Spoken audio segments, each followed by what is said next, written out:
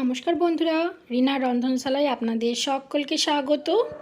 আজ আমি আপনাদেরকে বানিয়ে দেখাবো আলু দিয়ে রুই মাছের রেসিপি। ভীষণই টেস্টি একটি রেসিপি। তাহলে চলুন দেখে নিন রেসিপিটা। তার জন্য এখানে আমি 4 পিস রুই মাছ নিয়ে নিয়েছি, আর মাছটা আগে থাকতে খুব ভালো করে ধুয়ে জল ঝরিয়ে নিয়েছি। এবার মাছের মধ্যে আমি পরিমাণ মতো নুন আর হলুদ গুঁড়ো মাখিয়ে নেব। নুন আর হলুদ দিয়ে দিয়েছি। এবার মাছের মধ্যে আমি কিন্তু খুব ভালো করে নুন হলুদটা মাখিয়ে নিচ্ছি। নুন হলুদ মাখিয়ে এবার এটাকে একপাশে রেখে দিচ্ছি। আর এধারে আমি একটা মশলা তৈরি করে নেব। আর আমি এখানে শিলনোড়াতে করছি, আপনারা চাইলে মিক্সিতেও মশলাটা করে নিতে পারেন। তার জন্য এখানে নিয়ে নিয়েছি 1 টুকরো আদা আর 2 কোয়া রসুন, আর নিচ্ছি 2টো কাঁচা লঙ্কা, আর নিয়ে নিচ্ছি 1 চামচ জিরে। আপনাদের পরিমাপ কম বেশি অনুযায়ী মশলার পরিমাণও কম বেশি করে নিতে পারবেন। দিয়ে এটাকে আমি মিহি করে বেটে নিয়েছি। এবার গ্যাস অন করে কড়াই চাপিয়ে দিয়েছি। এবার এর মধ্যে দিয়ে দিচ্ছি বেশ খানিকটা সর্ষের তেল। আর এই রান্নাটা সর্ষের তেলে করলেই বেশি ভালো হয়। দিয়ে তেল খুব ভালোভাবে গরম হয়ে গেছে। এবার ওর মধ্যে আমি সামান্য একটু নুন মাখিয়ে কড়াইয়ের চারধারে এইভাবে তেলটাকে ছড়িয়ে দিচ্ছি। এইভাবে মাছটা ভাজলে কী হবে, মাছটা কড়াইয়ের গায়ে আটকে যাবে না। আর তেলটাকে কিন্তু খুব ভালোভাবে গরম করে নিয়ে নুন হলুদ মাখিয়ে রাখা মাছগুলোকে আমি একে একে তেলের মধ্যে দিয়ে দিচ্ছি।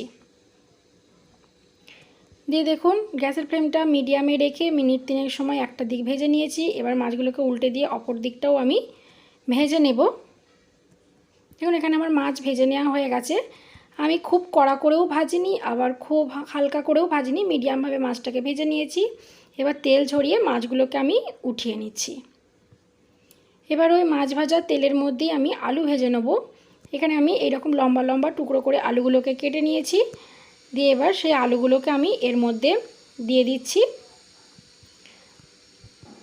আর দিয়ে দিচ্ছি সামান্য একটু নুন আর সামান্য একটু হলুদ গুঁড়ো।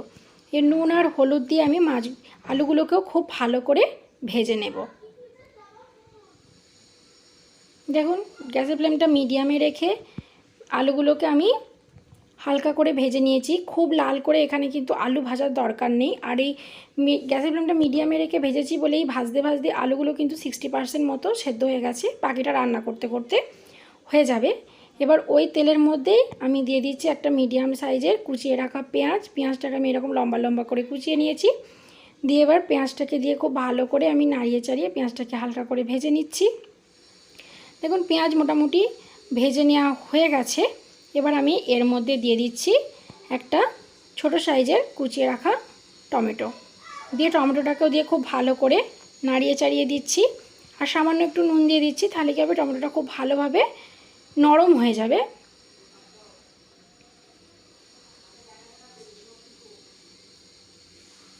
দেখুন মিনিট 2 সময় কিন্তু টমেটোটা ভেজে নেওয়ার পরে কিন্তু টমেটোটা এইরকম নরম হয়ে গেছে। দেখুন এইভাবে খুন্তির সাহায্যে দেখে নিলাম নরম হয়ে গেছে। এবার যে মশলাটা আমি বেটে রেখেছিলাম সেইটা আমি এর মধ্যে দিয়ে দিচ্ছি। এবার এর মধ্যে দিয়ে দিলাম স্বাদ অনুযায়ী নুন, সামান্য হলুদ গুঁড়ো, আর দিয়ে দিচ্ছি 1/2 চামচ কাশ্মীরি লঙ্কার গুঁড়ো। এটা দিলে কালারটা খুব ভালো হবে। এই সমস্ত কিছুকে দিয়ে আমি মশলাটাকে কিন্তু খুব ভালোভাবে কষিয়ে নিচ্ছি। আর যেহেতু এখানে গুঁড়ো মশলা দিয়েছি, তাই এখানে আমি 2 চামচ মতন জলও অ্যাড করে দিলাম। দিয়ে এবার মশলাটাকে আমি কষিয়ে নেব। যতক্ষণ না মশলা থেকে খুব ভালোভাবে তেল ছেড়ে যাচ্ছে ততক্ষণ কিন্তু আমরা মশলাটাকে কষাতে থাকবো। দেখুন গ্যাসের ফ্লেমটা লো টু মিডিয়ামে রেখে মিনিট 3-4 সময় নিয়ে মশলা খুব ভালোভাবে কষিয়ে নিয়েছি। এবার আমি এর মধ্যে দিয়ে দিচ্ছি ভেজে রাখা আলুগুলো। তো সেটাকে দিয়েও আমি আরও 2 মিনিট মতন খুব ভালো করে কষিয়ে নিচ্ছি। দেখুন সমস্ত কিছু খুব ভালোভাবে কষিয়ে নেওয়া হয়ে গেছে। আর এই সময় কিন্তু আলুগুলো কিন্তু সেদ্ধও হয়ে গেছে। এবার আমি এর মধ্যে দিয়ে দেবো পরিমাণ মতন জল। জলটা আপনারা যেমন ঝোল রাখতে চান তেমন বুঝে জলটা দিয়ে দেবেন। দিয়ে এবার গ্যাসের ফ্লেমটা হাই করে সমস্তটাকে আমি খুব ভালোভাবে ফুটে ওঠা পর্যন্ত অপেক্ষা করব। দেখুন ঝোল কিন্তু খুব ভালোভাবে ফুটে উঠেছে।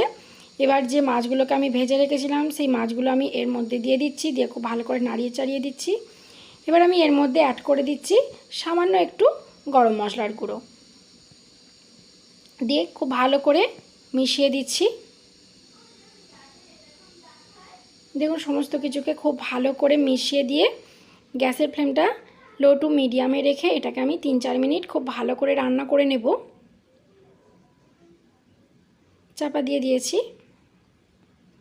দেখুন 3-4 মিনিট খুব ভালো, দেখুন সমস্ত কিছুকে আমি বেশ খানিকক্ষণ ফুটিয়ে নিলেই কিন্তু তৈরি হয়ে যাবে এই রুই মাছের ঝোল। গরম ভাতের সঙ্গে এটি কিন্তু অসাধারণ লাগে। তো বন্ধুরা, আমার এই রেসিপিটা কেমন লাগলো কমেন্টে অবশ্যই জানাবেন। ভিডিওটা ভালো লাগলে একটা লাইক করে চ্যানেলটাকে সাবস্ক্রাইব করে দেবেন। আজকের মতন এই পর্যন্তই। ভালো থাকবেন, সুস্থ থাকবেন, ধন্যবাদ।